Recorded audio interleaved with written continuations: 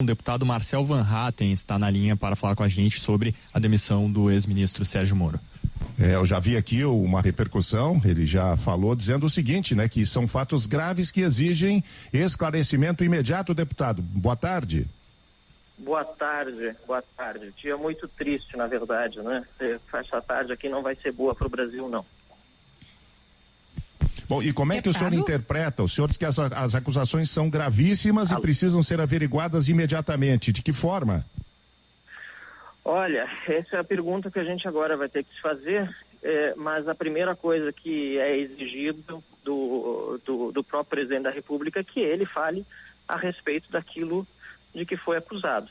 São denúncias gravíssimas, de fato, repito, foi uma coletiva devastadora e o presidente vai precisar esclarecer e dizer se tentou interferir politicamente de fato, como disse o ministro Sérgio Moro, e se ele queria acesso a relatórios da Polícia Federal. A frase do ministro Sérgio Moro mais impactante talvez tenha sido: imagina se Lula e Dilma tivessem acesso a documentos semelhantes da Superintendência de Curitiba. Deputado, é a Kelly que fala com o senhor, boa tarde. Nós questionamos há pouco o ministro Marco Aurélio Mello, do Supremo Tribunal Federal, sobre a eventual o apontamento de crime de responsabilidade a partir até da interpretação que a gente faz de uma obstrução de justiça, né? A fala do ministro Moro é muito clara quanto à interferência, quanto ao pedido de acesso a relatórios. O senhor e o seu partido já se movimentam nesse sentido de pedir apuração dessa conduta do presidente da República, eventualmente um afastamento, uma questão de impeachment? Nós estamos averiguando na bancada exatamente quais são os caminhos a serem tomados, mas repito, é importante que o presidente da República se pronuncie antes de qualquer coisa. Até aqui são palavras duras de uma pessoa com muita credibilidade, que tem o nosso respeito e admiração, o ministro Sérgio Moro, e por esse motivo mesmo, tudo que ele disse precisa ser, antes de mais nada, esclarecido pelo presidente da República. Acho que é um momento de mantermos a calma, apesar da circunstância gravíssima, e esperar um pronunciamento do presidente da República, para dar a chance de um contraponto que todos sempre têm o direito a fazer, mas sinceramente, pela confiança que eu tenho em particular e o povo brasileiro tem em geral no trabalho do ministro Sérgio Moro e na sua seriedade, é muito difícil que aquilo que ele disse não tenha sido verdade. Sim, mas agora, deputado, o presidente certamente vai se manifestar, talvez saindo assim com uma justificativa do tipo, não, o ministro entendeu mal, eu acho que eu queria arejar e ele não entendeu, etc. e tal. E aí não há o risco de ficar o dito pelo não dito? Não pode haver esse risco. São denúncias gravíssimas, repito, feitas por um ministro que goza de grande credibilidade e por isso precisam ser averiguados. A partir do pronunciamento do presidente, nós precisamos ver quais são os instrumentos necessários para que a verdade venha à tona. Deputado, o senhor até recentemente tinha uma relação muito próxima, inclusive com a família, com os filhos do presidente, pelo menos com o Eduardo Bolsonaro.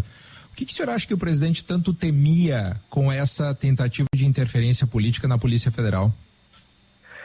Eu não tenho informações sobre isso. Se tivesse, obviamente, até por ter uma postura independente da política, uma coisa é uma coisa, outra coisa é outra coisa, eu já teria falado a respeito. O que nós temos de informações são aquelas que muitas vezes são veiculadas pela imprensa.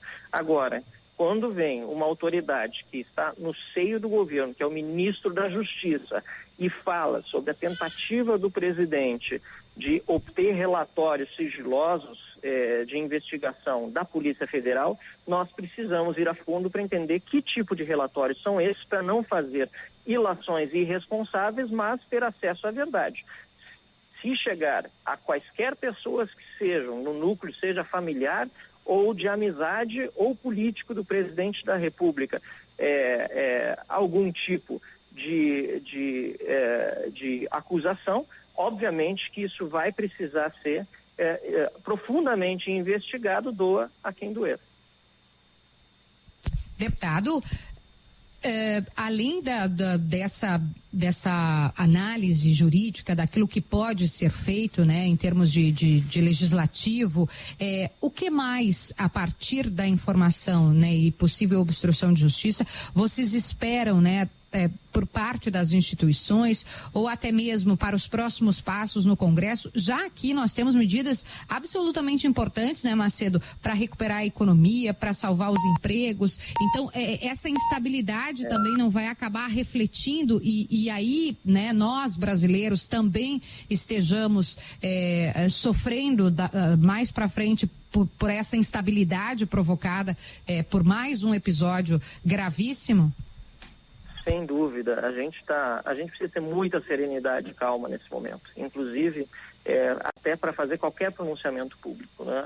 Eu estou no ar na Gaúcha, que é uma rádio que é uma das mais ouvidas no nosso país, e cada palavra nesse momento, sem dúvida nenhuma, é ouvido pelos ouvintes, né? Pelos cidadãos que estão acompanhando de uma forma ainda mais atenciosa e temerosa do que pode acontecer com o Brasil. E é por esse motivo que eu tento manter também o máximo possível que me permite, né, a minha capacidade, a serenidade. É disso que o Brasil precisa. Eu tenho dito isso desde o início dessa crise.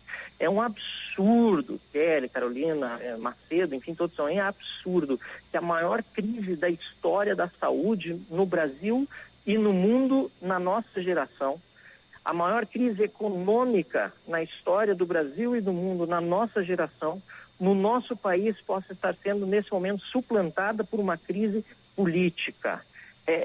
Chega a ser paradoxal, irônico, é desalentador. E triste, né? E triste. E triste, por isso que eu faço questão de triste. Eu não quero focar na tragédia, eu não quero focar na desgraça. Infelizmente a gente vê que na mídia e em geral as pessoas estão muito preocupadas com as mortes, a gente precisa estar preocupado também com as curas, com a busca de remédios, a gente precisa preocupar com a recuperação econômica, e quando a gente precisa justamente de união do povo brasileiro, surge mais uma notícia tão triste. E o pior é que ainda pode vir mais coisa por aí. Estou extremamente incomodado com o fato do ministro Paulo Guedes também nos últimos dias aparentemente está sendo escanteado, visivelmente. O senhor teme essa demissão também, deputado?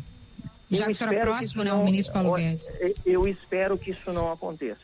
Eu espero, pelo bem do país, que isso não aconteça, que o ministro possa permanecer firme, mas, por outro lado, também depende muito de como o presidente da República nas próximas horas se comportará, porque existe limite para tudo, e existe limite também para se trabalhar ao lado de um presidente da República que, se comprovadamente tiver buscado interferência política no trabalho da Polícia Federal, não tem como contar com o respaldo de pessoas sérias que estão no seu entorno. Por isso, eu espero, peço a Deus, peço ao povo brasileiro também, que nós possamos ter serenidade, que a gente possa atravessar esse momento com a maior tranquilidade possível, mas sem tergiversar no combate à corrupção, no combate à violência no nosso país. E nesse ponto o ministro Sérgio Moro conseguiu apresentar dados relevantíssimos de diminuição de mortes. Hoje mesmo ele falou que mais de 10 mil homicídios foram evitados no Brasil em comparação a anos anteriores. Conseguiu aprovar um projeto anticrime que, lamentavelmente, foi sabotado no final do ano passado pelo próprio presidente da República no veto que ele apôs ao juiz de garantias. Foi algo que nós já naquela época também denunciamos como muito negativo para o nosso país, mas sobretudo o ministro Sérgio Moro sai maior deste episódio, com ainda mais respeito meu e da população brasileira, por ter defendido até o final a ética e o Estado de Direito no nosso país. Enquanto o senhor fala, deputado, a bolsa cai mais de 9% e o dólar chega a 5,69. Claro que tem fatores externos aí em função da pandemia que também influenciam, mas obviamente esse índice 9,52 de queda, o Ibovespa perto aí de um circuit break para a parada dos negócios, tem muito a ver com o que aconteceu há pouco. Com certeza, isso gera extrema instabilidade, insegurança jurídica, medo das pessoas em investir no país, em retomar as suas vidas num momento já de pandemia e de crise econômica. É natural que esse movimento, lamentavelmente, aconteça hoje nas bolsas e no câmbio, mas eu espero que o quanto antes a situação possa ser esclarecida e a gente possa evitar uma sangria maior ao longo dos próximos dias. Um abraço, deputado, muito obrigado. Eu agradeço. Abraço. Deputado Marcel Van Hatten, do Novo, participando desta programação, cobertura especial da Rádio Gaúcha.